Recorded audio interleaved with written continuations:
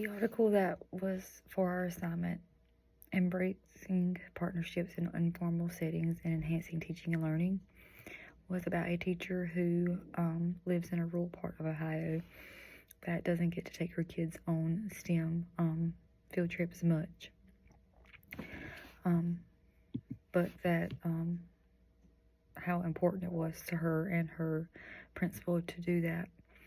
It also gave us different ideas on how to ask for money for help finding these field trips and funding these field trips so that children can have more experiences outside of the classroom.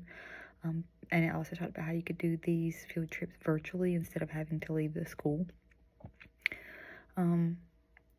It gave you ideas on how to research opportunities near you, and how to make sure that they were age appropriate for your classroom, for your students in your classroom.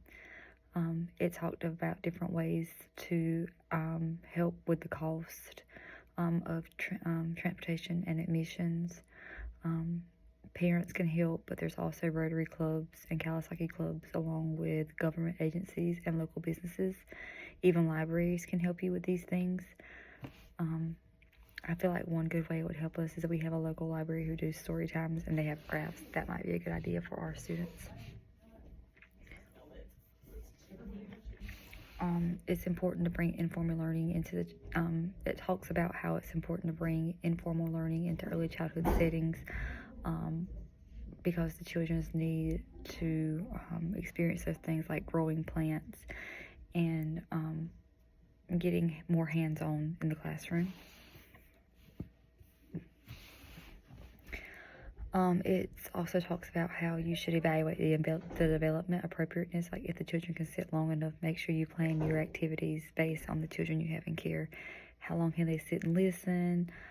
What is the activity you're planning? What materials you'll need? Make sure you have all of these things, even including if they have a spot for children with disabilities. It talks about how you should communicate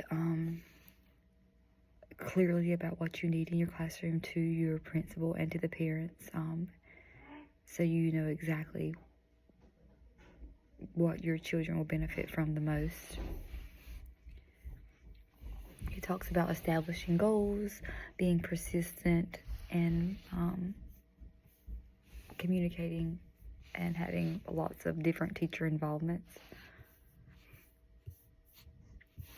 I feel like there are lots of ways that I could benefit from this, and I can already think of a lot of different activities locally that we can do. We do have a botanical garden about 30 minutes away.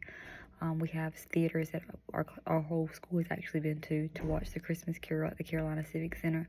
So there are a lot of things that locally are happening. We have a planetarium that's being built in Pembroke that will be a nice addition for some of our students to go to.